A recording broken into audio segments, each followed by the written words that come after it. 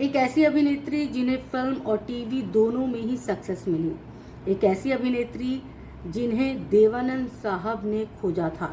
एक ऐसी अभिनेत्री जिनकी तुलना परवीन बॉबी से हुआ करती थी। ये अभिनेत्री हैं दीपशिखा नागपाल। दीपशिखा नागपाल कभी भी फिल्मों में अपना करियर नहीं बनाना चाहती थी, लेकिन किस्मत उन्हें फिल्मों में खींच लाई।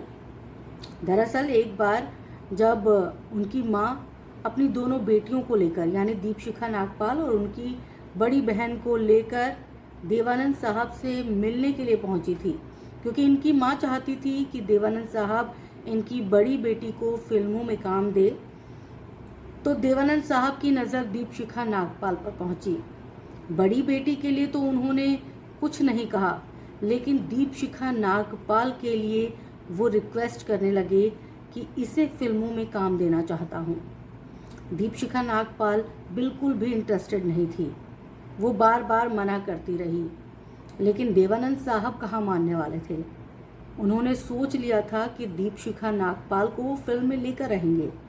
बार बार वो दीपशिखा नागपाल को मनाते रहे और एक दिन ऐसा आया जब दीपशिखा नागपाल जो है देवानंद साहब के साथ काम करने को राजी हो गई। देवानंद साहब ने तब दीपशिखा नागपाल से कहा था कि तुम सिर्फ एक फिल्म में काम कर लो, उसके बाद फिल्मों को छोड़ देना तुम। दीपशिखा नागपाल भी ये सोच चुकी थी कि मैं कुछ ऐसा ही करूँगी, एक फिल्म कर लेती हूँ और उसके बाद जो है वो मैं कोई फिल्म नहीं करूँगी। लेकिन ऐसा कर नहीं सकी, क्योंकि एक फिल्म के बाद ही दीपशिखा नागपाल को नोटिस किया जाने लगा और उन्हें कई फिल्मों में सपोर्टिंग एक्ट्रेस के तौर पर जो है वो अप्रोच किया गया।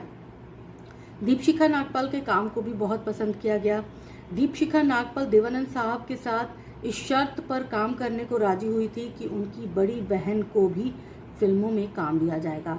खैर, दीपशिखा नागपाल जो हैं 1995 में राकेश रोशन उन्हें अपनी फिल्म करण अर्जुन में लेना चाहते थे।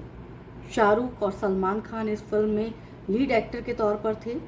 इस फिल्म में दीपशिखा नागपाल को लीड एक्ट्रेस के तौर पर किरदार दिया गया था, ऑफर किया गया था।